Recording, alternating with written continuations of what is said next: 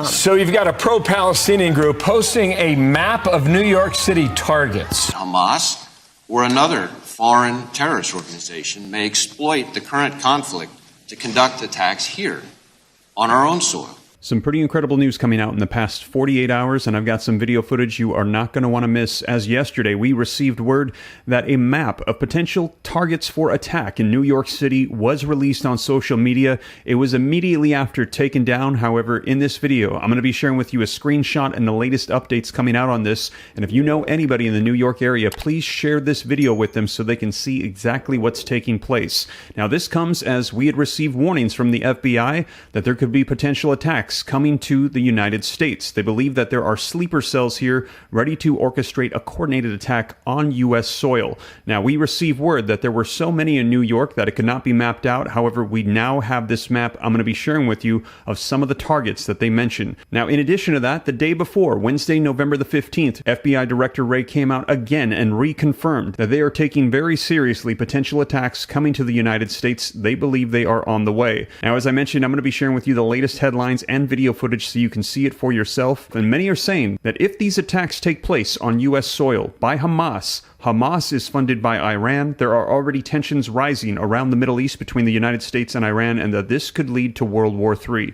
Take a look at the latest headlines. Pro-Palestinian group posts a map of New York City targets. Map showing U.S. targets sparks fears of attacks, and again, these have come out in just the past 48 hours. FBI Director Wray says terrorist groups inspired to attack the U.S. due to the war in the Middle East. A rogues gallery of threats made against the U.S. since Hamas's attack on Israel, the FBI director says, as they're saying individual physical attacks could take place inspired by what's going on. And here's the official statement released on November 15th by the FBI director to the House Committee of Homeland Security. But as I mentioned, I'm going to share with you the actual video footage so you can see it for yourself. Now, I know this is not the information that anybody wants to hear. However, I believe that knowledge is power, and us knowing what's going on is half of the battle. And if you appreciate the information, do me a quick favor before we dive in. Smash the like button, just takes a second. And if you want to stay up to date, it's totally free. Why not just hit the subscribe button, turn on that notification bell. And if you want to support the channel and become a member, I have added a join button. And when you click it and support the channel, all of these news article sources will pop up in your YouTube feed for members. However, if not, no worries. I still cite all of my sources so you can see it's the latest, and they are all linked in the description below. But with that being said, you guys, let's go ahead and dive right in. Take a look at the video footage and the news articles coming out as warnings are coming out from the FBI of potential attacks, and maps have been released of potential targets in New York City. Let's go ahead and take a look. Far-left protesters demanding a ceasefire in Gaza, turning violent outside DNC headquarters in Washington. Democratic lawmakers were evacuated from the basement of the building, and the Capitol was put on lockdown. Is all of that just a taste of what's to come? So you've got a pro-Palestinian group posting a map of New York City targets, fanning the flames of anti-Semitism burning since Hamas launched its attacks on the 7th of October. That post has since been deleted, but the mayor saying this, quote, threatening businesses and organizations, referring to them as the enemy, is exactly the kind of hateful rhetoric that seeks to divide New Yorkers, but it won't work, end quote. CB Cotton starts her coverage. She's live in Midtown Manhattan with us now. CB, hello. Good morning. Bill, good morning. Yeah, the now removed social media post calling for the protest and boycott of several New York City businesses and news organizations, claiming these places are helping to oppress the Palestinian people. Now, the pro-Palestinian group Within Our Lifetime says its post was removed by Instagram and Meta, but not before putting city leaders on high alert. New York City Councilman Keith Powers writing on X, "This is an unacceptable invitation to senseless violence. I strongly condemn it and have reached out to local NYPD." The group co-organized this rally held in New York City's Washington Square Park just yesterday. People chanting for a ceasefire and calling for the U.S. to end its aid to Israel. The protesters accusing Israel, the U.S., the press, and major corporations of spilling blood and helping to commit genocide against Palestinians. One of several protests the group has held throughout New York City. This one happening in Times Square on October 8th, not even a full 48 hours from the start of the surprise Hamas attack on Israel.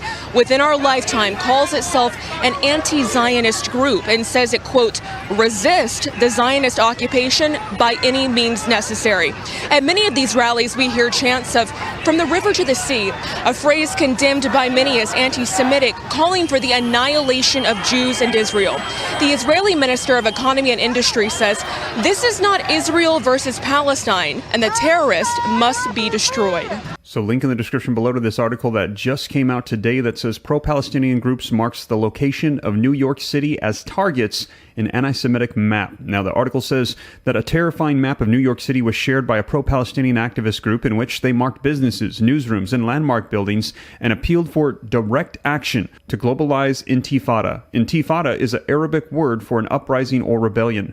Palestinian-led community organizations within Our Lifetime also appealed followers to target some technology companies' offices. Each of the locations on the map reflects the location of an office of an enemy of both the Palestinian people and the colonized people all over the world. Today and beyond, these locations will be sites for popular mobilization in defense of our people, read the post shared by the group. May this map serve as a call for every struggle to act in their own interest. As we do so, we uplift one another's struggles and free Palestine from the river to the sea, it added, while repeating the calls of a Palestinian Liberation Organization and Hamas to eradicate Israel. And here's a screenshot from this article that they captured of a map, and this, I'm not sure if it's the entire map, but this is what we managed to capture, and you can see the locations of high areas of interest according to this group. And this comes as literally less than 24 hours before that we had received word again from the FBI director that there could be potential attacks coming to the United States. We've heard warnings of potential cyber attacks, coordinated attacks taking place in various cities around the nation, but now they're also saying rogue individuals that are inspired by what's taking place might perform physical attacks against people in the U.S. Now, let's go ahead and take a look. It's been more than 5 weeks since Hamas terrorists carried out their brutal attacks against innocent Israelis, dozens of American citizens, and others from around the world, and our collective efforts remain on supporting our partners overseas and seeking the safe return of the hostages. But this hearing, focused on threats to our homeland, is well-timed given the dangerous implications the fluid situation in the Middle East has for our homeland security. In a year where the terrorism threat was already elevated, the ongoing war in the Middle East has raised the threat of an attack against Americans in the United States to a whole nother level. Since October 7th, we've seen a rogues gallery of foreign terrorist organizations call for attacks against Americans and our allies. Hezbollah expressed its support and praise for Hamas and threatened to attack U.S. interests in the Middle East. Al-Qaeda issued its most specific call to attack the United States in the past 5 years. Al-Qaeda in the Arabian Peninsula called on jihadists to attack Americans and Jewish people everywhere. ISIS urged its followers to target Jewish communities in the United States and Europe.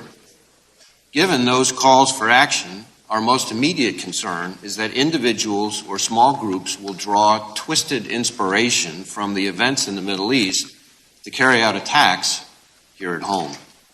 That includes homegrown violent extremists inspired by a foreign terrorist organization and domestic violent extremists targeting Jewish Americans or other faith communities like Muslim Americans.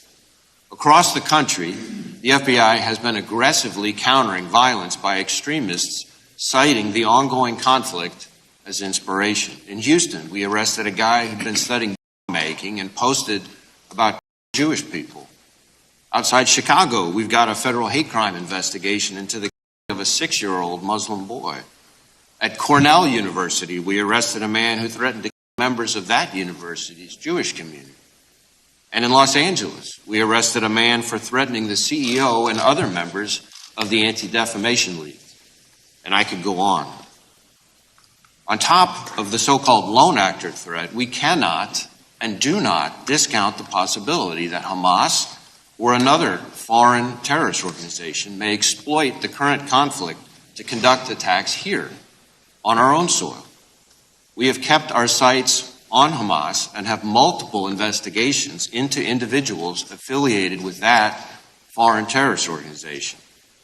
And while historically our Hamas cases have identified individuals here who are facilitating and financing terrorism overseas, we continue to scrutinize our intelligence to assess how that threat may be evolving. But it's not just Hamas.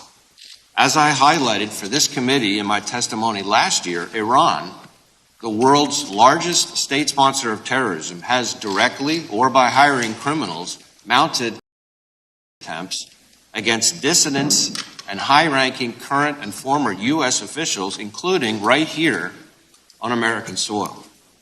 Or take Hezbollah, Iran's primary strategic partner, which has a history of raising money and seeking to obtain weapons here in the United States. FBI arrests in recent years also indicate that Hezbollah has tried to seed operatives, establish infrastructure, and engage in spying here, domestically, raising our concern that they may be contingency planning for future operations in the United States. And while we are not currently tracking a specific plot, given that disturbing history, we are keeping a close eye on what impact recent events may have on those terrorist groups' intentions here in the United States and how those intentions might evolve. Now, I want to be clear. While this is certainly a time for heightened vigilance, it is by no means a time for panic. Americans should continue to be alert and careful, but they shouldn't stop going about their daily lives. All across the country, the FBI's men and women are working with urgency and purpose to confront the elevated threat. That means working closely with our federal, state, and local partners on our FBI-led joint terrorism task forces, taking an even closer look at existing investigations and canvassing sources to increase awareness across the board, and doing all we can, working with our partners to protect houses of worship here in the U.S. Bottom line, we're going to continue to do everything in our power to protect the American people and support our partners in Israel. Now, protecting Americans from the threat of terrorism is and remains our number one priority. But as you all know, the range of threats that we battle each and every day is enormous, from cyber attacks to economic espionage to violent crime and narcotics trafficking and everything in between. The problems we tackle aren't getting any easier. So there you have it. Now, if you'd like to see an actual map that I created of all the various cities throughout the nation where they're saying there could be potential attacks, be sure to check out this video right here next. And also, I'll keep you up to date on everything as it unfolds, so that way you know exactly what's taking place. But with that being said, you guys, once again, thank you so much for joining me, and I'll catch you in the next video. Take care. God bless. This is Steve.